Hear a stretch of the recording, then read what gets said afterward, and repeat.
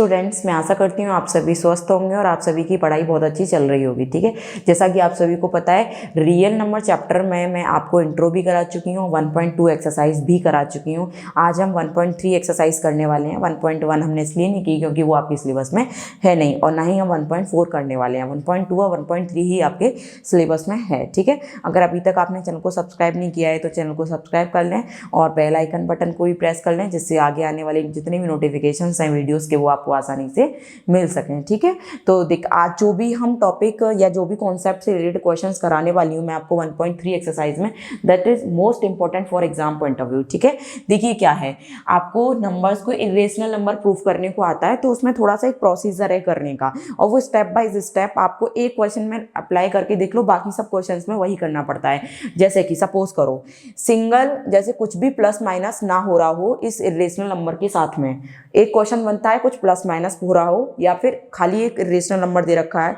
वो। ठीक है, तो इसमें सिर्फ √5 को इरेशनल प्रूफ करना हो, √2 को इरेशनल प्रूफ करना हो, √3 को इरेशनल प्रूफ करना हो, √7 को इरेशनल प्रूफ करना हो, किसी भी नंबर को इरेशनल प्रूफ करना हो, एक ही मेथड होगा। मैं आपको √5 से करके दिखाऊंगी, आप जहां भी 5 होगा वहां 2 कर देना, सेम प्रोसीजर है करने का। मैं √5 को करके दिखा रही हूँ, आप √3 को भी इसी से कर सकते हो, जहां भी 5 है वहां 3 कर देना। ठीक है, तो मैं आपको बता दूंगी ये स्टेप्स में कि जब ये प्रूफ करने को आएगा तो आप ऐसा कर सकते हो। तो मैं एक ही क्वेश्चन में एक तरीके से 2-3 क्वेश्चन आपको करा रही हूँ। ठीक, तो देखिए करने का तरीका, देखिए इसका क्या रहेगा सोल्यूशन। प्रूव दैट, आपको ये प्रूफ करना है कि इरेशनल नंबर है, तो लेट अस अज्यूम दैट, हम इसका कॉन्ट्राडिक्टरी मानेंगे, मतलब ये रेशनल प्रूव करवा रहा है, हम रेशनल मानेंगे नंबर को। ठीक है, let us assume that √5 is rational number.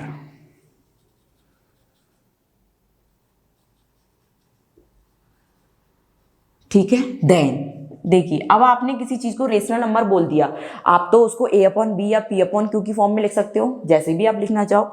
ठीक है, तो आप लिख सकते हो कि √5 a/b। आपको बताना पड़ेगा a और b कैसे नंबर हैं, यहाँ where a and b are coprime integers and b not equal to 0। देखिए मैंने क्या बोला है, को प्राइम का मतलब क्या है कि इन दोनों का कॉमन फैक्टर 1 के अलावा कुछ भी नहीं है। जैसे कि मान लो मैं ले लेती हूँ एग्जांपल 3 और 11, ऐसे मेरे पास दो नंबर हैं, a मान लो 3 है, b मान लो 11 है, इनमें दोनों में कॉमन फैक्टर 1 के अलावा कुछ और भी है नहीं है। ठीक है, हाँ इसका 3 भी है, इसका 11 भी है, क्या 3 और 11 एक जैसे होते हैं? नहीं होते। तो इनमें कॉमन फैक्टर सिर्फ 3 और 11 में क्या है, कॉमन मैं पूछ रही हूँ, तो वो क्या है, सिर्फ 1 है। वो क्या है, 1। तो को प्राइम नंबर हम उनको कहते हैं, मैंने एग्जाम्पल भी लिखे दिखा दिया। अब करेंगे हम, अब इसको थोड़ा लिख सकते हो आप, a इक्वल b√5 ऐसे लिख सकते हो, क्रॉस करके 1 लगा लो, क्रॉस कर दो। ठीक, स्क्वायरिंग बोथ साइड, मेरे स्टेप्स एक तरीके से स्टेप बाय स्टेप कर रही हूं मैं, यही स्टेप्स करने होते हैं। स्क्वायरिंग बोथ साइड, तो a² और ये हो जाएगा 5b²। ठीक है, आपको समझ में आया? तो आप लिख सकते हो therefore a² is divisible by 5, then a is also divisible by 5। बात समझ में आई नहीं आई सभी को? देखिए क्या कर सकती हूँ, यहां से मैं इसे ऐसा भी लिख सकती हूँ, जैसे कि मान लो b² इक्वल a²/5। ठीक है, तो यहां से a² जो है वो 5 से डिविजिबल है, तो then a is also divisible by 5। बिल्कुल भाई, जब a² डिविजिबल है 5 से तो a भी डिविजिबल है 5 से। भाई a² है, वो किससे डिविजिबल है, 5 से, तो a भी नंबर भी तो डिविजिबल है 5 से। ठीक, तो आपने ऐसा कर दिया। ठीक, अब आप क्या करेंगे, now we have put a equal 5c। ठीक है, अगर मान लो √2 का क्वेश्चन होता तो 2c पुट कर दी, अगर मान लो √3 का क्वेश्चन होता कि √3 को रेशनल प्रूव करो तो 3c पुट करती, √2 का होता तो 2c करती। ठीक है, तो हमने ये पुट करना है, a equal 5c put in equation first आपकी ये है, ठीक। तो आप इक्वेशन फर्स्ट में जब पुट करोगे तो इक्वेशन है ए स्क्वायर की जगह कितना पुट करोगे 5c का स्क्वायर इक्वल 5, ये आपका कितना आ गया b square as it is, मैंने इस वाले पोर्शन में पुट कर दिया, ठीक है। तो ये 25c स्क्वायर, ये 5b स्क्वायर, 5 से 25 5 टाइम, तो यहां से निकल के आ गया 5c square equal b square, ठीक है। तो देयरफॉर क्या लिखेंगे b स्क्वायर, क्योंकि आप इसको ऐसा लिख सकते हो कि c square equal b square upon 5, भाई 5 इसके नीचे जा सकता है, आ रही है बात समझ में। तो बी स्क्वायर अपॉन 5, मेरा मेन टारगेट यही होता है कि मैं ये भी दिखाऊं कि ए भी 5 से डिविजिबल है और बी भी 5 से डिविजिबल है, तो वो दोनों का कॉमन फैक्टर हो जाएगा। जब कोई चीज़ किसी से डिवाइड कर रही है पूरी तरीके से, तो उसका मतलब फैक्टर है वो उसका, ठीक है। तो b square is divisible by 5, then b is also divisible by 5, ठीक है। ऐसा हो गया तो then a and b have at least 5 as a common factor। देखिए इस लाइन का मतलब समझिए क्या है। देखो मेरा इसको करने का, क्वेश्चन को करने का तरीका, स्टेप दोबारा से समझा देती हूँ। आपने क्या किया, √5 को रेशनल माना, मैं रेशनल मान रही हूँ p अपॉन क्यू की फॉर्म में लिखूंगी या a अपॉन b। a और b मेरे कोप्राइम नंबर है, मतलब उन दोनों में 1 के अलावा कुछ भी कॉमन नहीं है, कुछ भी कॉमन नहीं है, और आप कॉमन ला के दिखा दोगे कॉमन फैक्टर, ठीक है। तो यहाँ पर a इंटू 1 a और b इंटू √5 b √5 स्क्वायरिंग किया आपने, तो ये a स्क्वायर हो गया, ये b स्क्वायर हो जाएगा, √5 का 5, यहाँ से मैंने b स्क्वायर को लिखा, a स्क्वायर के नीचे 5 चला जाएगा, तो मैं यहाँ से ये कंक्लूड कर पा रही हूँ कि a square is divisible by 5, then a is also divisible by 5, ठीक है। तो now we have put a equal 5c, ठीक है, इन इक्वेशन फर्स्ट। तो a इक्वल 5c पुट किया, तो a की जगह 5c का होल स्क्वायर 5b स्क्वायर मैंने सॉल्व किया, तो 5c square equal b square, c square की वैल्यू b स्क्वायर अपॉन 5। तो यहाँ से मैंने ये कंक्लूड किया कि b square is also divisible, b square divisible by 5, then b is also divisible by 5। तो फिर मैंने ये लाइन लिखी कि a and b have at least 5 as a common factor. बिल्कुल इन दोनों के पास, मेरी बात गलत हो गई, मैंने कहा कोप्राइम नंबर है, इन दोनों के पास 1 के अलावा कोई कॉमन फैक्टर नहीं है, बल्कि मेरा तो कॉन्ट्राडिक्शन अराइजन हो गया यहाँ पर। तो आप लिखेंगे सो कॉन्ट्राडिक्शन हैज अराइजन, तो देन वी से दैट, क्या कहोगे आप कि √5 इज इर्रेशनल नंबर। कैसा नंबर है वो, एक इर्रेशनल नंबर है। बात सभी को समझ आई या नहीं आई? क्योंकि मैंने अपनी ही बात का कॉन्ट्राडिक्ट, मैंने कहा वो कोप्राइम नंबर है, तो a और b का कोई भी कॉमन फैक्टर नहीं है 1 के अलावा, और यहाँ मैंने बोल दिया कि 5 एज अ कॉमन फैक्टर है। तो यहाँ कॉन्ट्राडिक्शन हैज अराइजन, ये वाली लाइन बड़ा इंपॉर्टेंट है लिखना पेपर में, ठीक है। कॉन्ट्राडिक्ट अराइज हुआ है, कॉन्ट्राडिक्ट भी लिख सकते हो, contradiction has arisen, then we say that √5 is rational नहीं है। जब वो रेशनल था तब ये थी बात ये, तो मैंने कह दिया कि इर्रेशनल नंबर है, रेशनल नहीं, मैंने अपनी ही बात को गलत साबित कर दिया, ठीक है। रेशनल नहीं, वो इर्रेशनल नंबर है, और ऐसा ही मुझे क्या करना था, प्रूफ। तो लिख सकते हो आप हेंस प्रूफ, ठीक है। तो होप सो ये क्वेश्चन सभी को समझ में आ गया होगा, ठीक है। तो चलिए नेक्स्ट क्वेश्चन की देखिए। तो इर्रेशनल आपके इस तरीके से भी प्रूफ करने को आते हैं, जैसा कि क्वेश्चन नंबर 2 और 3 में भी दिया हुआ है, ठीक है। फर्स्ट में मैंने √2 √3 √5, जिसको करने का तरीका सबका सेम रहता है, √5 का आपको मैंने करके दिखा दिया था, इनको करने का तरीका भी एक जैसा रहता है, ठीक है। देखिए क्या अप्रोच रहती है, सेम ही रहती है लगभग सॉल्यूशन। आप मानेंगे, लेट अस अज्यूम दैट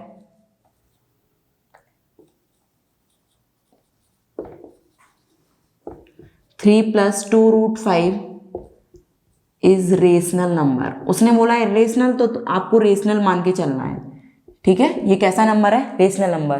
तो देन जब ये रेशनल है तो 3 + 2√5 को आप क्या लिख सकते हो, a/b। ठीक है, आपको बताना पड़ेगा where a and b are coprime integers and where b not equal to 0। ठीक है, नीचे वाला 0 नहीं हो सकता। अब देखो इसमें क्या करना होता है, जो भी रूट में वैल्यू है उसे एक तरफ कर लो, बाकी सबको दूसरी तरफ भेज दो। क्या बोल रही हूँ मैं, जो भी रूट में वैल्यू है उसको एक तरफ कर लो, बाकी सबको दूसरी तरफ भेज दो। तो यहाँ पे 2√5 है, यहाँ पे a/b माइनस का 3, तो यहाँ पे √5 सॉल्व करेंगे तो a - 3b/b, तो ये 2 नीचे आ जाएगा। ठीक है, ये 2 इसके नीचे आ जाएगा ना, ये मैंने कहा रूट में एक तरफ बाकी सब दूसरी तरफ। एक बात बताओ, तो आपको यहां से क्या प्राप्त हुआ, तो we get a - 3b/2b is rational number. ठीक है, then √5 is also rational number.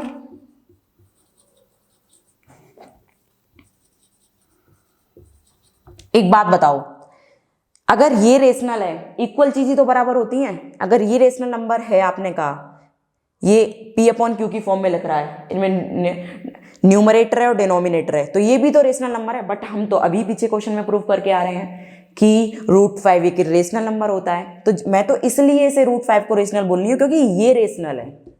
ठीक है, एक तरीके से ये भी बोल सकते हो कि जब ये रेशनल और ये इरेशनल, तो रेशनल इरेशनल आपस में इक्वल हो सकते हैं, नहीं हो सकते, गलत बात हो गई है। तो आपने इसलिए इस √5 को रेशनल बोल रहे हो क्योंकि ये रेशनल है, ये आपका क्या है, रेशनल पार्ट है। ये रेशनल पार्ट है तो ये आपका क्या हो जाएगा, ये भी रेशनल पार्ट हो रहा है इसकी वजह से। बट कॉन्ट्राडिक्ट किस चीज का क्रिएट होगा, बट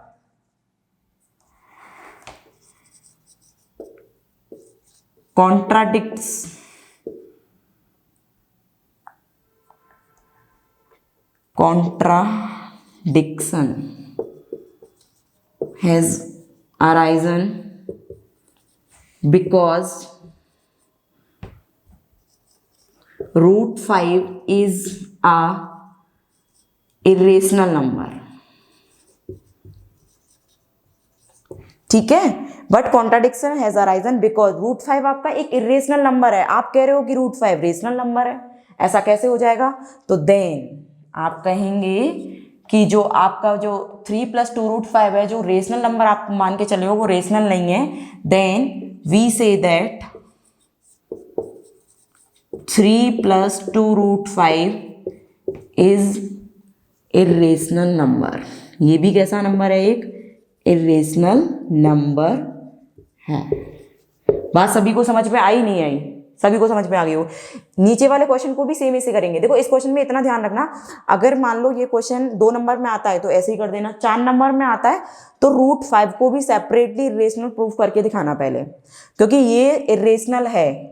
ये आपको एक तरीके से अभी 2 नंबर के क्वेश्चन में तो ठीक है, आप जानते हो, ये लिख दोगे वी ऑल्सो नो दैट, या फिर आप ये कह रहे हो कि ये √5 एक रेशनल नंबर है, इस चीज़ का कॉन्ट्राडिक्शन अराइजन हो रहा है, हो ही इसी चीज़ का रहा है। लेकिन अगर 4 नंबर में यही क्वेश्चन आ जाए तो आपको √5 को भी रेशनल प्रूफ करके दिखाओ, फर्स्ट क्वेश्चन को करके दिखाओ, फिर ये आगे प्रोसीजर करो, इतना। ठीक है, तो 4 नंबर पूरे मिलेंगे आपको, लेकिन 2 नंबर के लिए सफिशियंट है। ठीक है, ये ध्यान रखना आप किस नंबर में पूछा जाता है क्वेश्चन। सॉल्यूशन देखिए, नेक्स्ट सेम करने का तरीका, √5 को अलग करूंगी, बाकी नंबर को एक तरफ भेज दूंगी, और करने का तरीका सेम ऊपर वाला, बस ऊपर वाला ही लैंग्वेज मुझे नीचे लिखना है। Let us assume that,